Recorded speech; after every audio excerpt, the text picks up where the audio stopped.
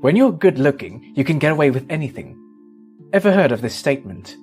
This seems true in the case of Isabella Guzman, an 18-year-old girl who stabbed her mother 79 times. This case happened in 2013, but in 2018, clips of Isabella became viral on TikTok. Isabella grew up in Aurora, Colorado. Her parents got divorced when she was just a kid, but they kept a civil relationship after the divorce. They even bought a photography studio together. Her mother, Yoon-mi Hoi, would eventually remarry with a man called Ryan Hoi, Isabella's stepfather. She lived with her mother and stepfather. Yoon-mi was a hard-working mother. She would often work over 12 hours a day to make ends meet. Despite this, young Isabella didn't appreciate what her mother did for her family. She would often argue with her mother ever since she was little.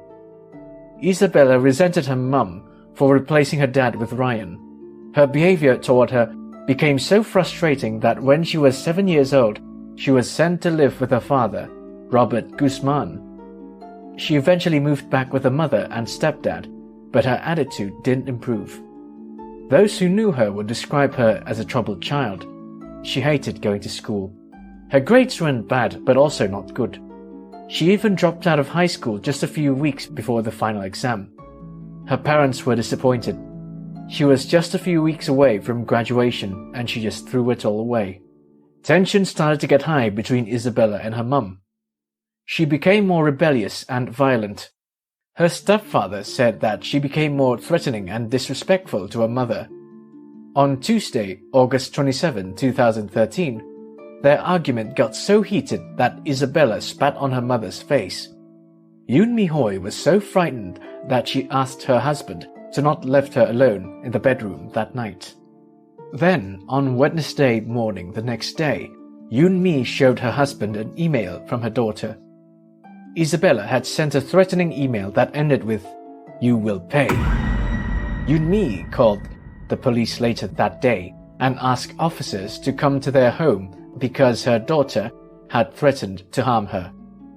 The police came to their house and talked with the mother and daughter. The officers cautioned Isabella that she should behave or she could be thrown out of the house by her parents because she was already 18 years old and was considered an adult. Isabella's father, Robert Guzman, also came to talk to her later that day about her recent behaviors. Things seemed to calm down after that and Isabella stayed in her room for the rest of the evening. Isabella truly sounded like a nightmare to live with. But there is always more than one side to every story. According to Isabella, she was abused as a kid and that's why she behaved rebelliously. Yoon-mi and Ryan were Jehovah's Witnesses. When she was 14, Isabella decided to leave the church and she claimed that their abuse got worse after that. But this viewpoint doesn't have a lot of credibility as it was only Isabella that claimed she was abused. Relatives and family friends have never witnessed this alleged abuse. Anyway, after the police visit, Yoon-mi decided to distance herself from her daughter, so she went to work, leaving her daughter with her husband. Isabella remained in her room the entire day. That night, Yoon-mi came home around 9:30 p.m. She told her husband that she would take a shower in the bathroom upstairs while he watched TV and ate dinner. Not long after, he heard a thumping sound and his wife screaming, calling for him. Ryan Hoi had a bad feeling, so he ran upstairs. He caught a glimpse of Isabella inside the bathroom. She pushed the door shut with her back and locked it. They heard the shower running and tried to push his way through the locked bathroom door, but to no avail. He then saw blood seeping from under the bathroom door. So he ran to get his cell phone and called 911. He told them that he believed his wife was being attacked by her daughter. The stepfather rushed back to the bathroom with 911 still on the line and heard his wife say, "Jehovah," the proper name for God according to their beliefs. The bathroom door then opened and Isabella walked out. She was covered in blood while holding a knife facing downward in her right hand.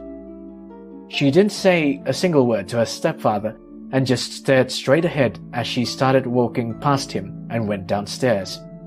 When he looked in the bathroom, Ryan Hoy found the naked body of his wife, covered in blood on the floor. Her throat had been slashed and a baseball bat was lying under her body. The police believed that Isabella had used the baseball bat to hit her mother before repeatedly stabbing her. Ryan was instructed by the 911 dispatcher to open his wife's airway and perform CPR. While performing CPR, he noticed his wife's eyes were staring blankly and he thought she was already dead at that time. When police and ambulance came, she was pronounced dead at the scene. The medical examiner counted 79 stab wounds on her face and neck. Isabella was nowhere to be found. She had fled the home, but she didn't bring anything other than the knife. The Aurora police started the search for Isabella and were able to find her the next day. On Thursday, August 29, 2013, someone tipped the police that they saw her in a parking garage. The police were able to find her in parking garage 2851S Parker Road, near East Hampden Avenue. She was arrested immediately by undercover officers at the location. Police were able to find the murder weapon in the same parking garage. Isabella was charged with first-degree murder.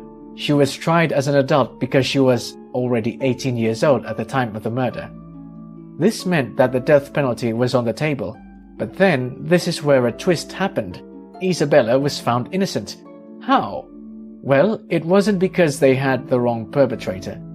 Isabella did kill her mother by stabbing her 79 times in the face and neck. During a psych evaluation, the psychiatrist found out that Isabella was suffering from schizophrenia. Schizophrenia is a serious mental disorder in which people interpret reality abnormally. It caused people to hallucinate and have delusions. According to the doctor, Isabella believed that the woman she killed wasn't her mother, but another woman named Cecilia. She said that she had to kill her to save the world. This meant that Isabella could plead innocence by reason of insanity.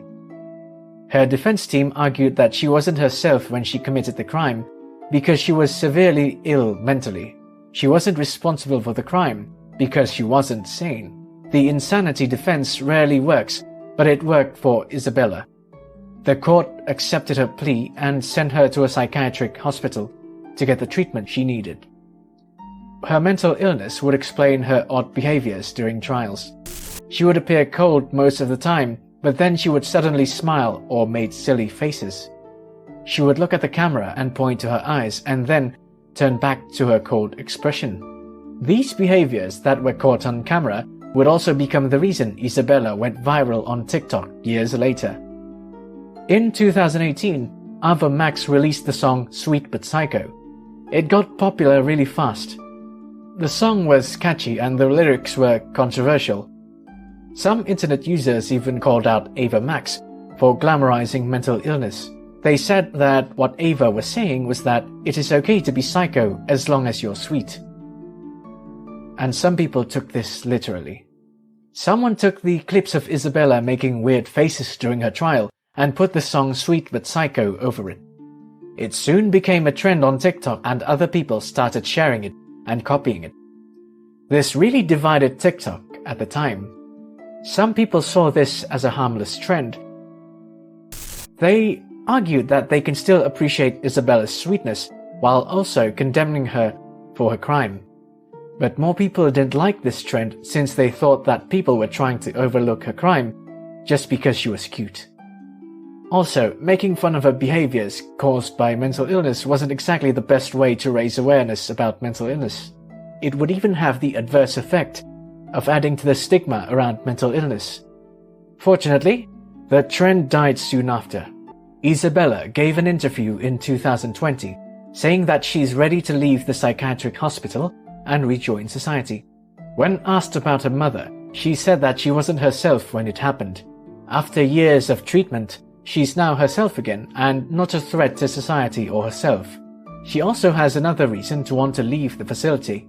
In 2015, she filed a police report that an employee in the facility was abusing her. It wasn't clear whether the employee was arrested and prosecuted, and there's no clear indication whether she would be released from the facility in the near future. So, that's the case of Isabella Guzman. What do you think? Do you think if her parents had recognized her mental illness early and gotten treatment, that this whole incident could have been avoided? Let us know in the comments section below. Press the like button and share if you like this video. Subscribe and follow this channel for more true crime stories. See you on another true crime video.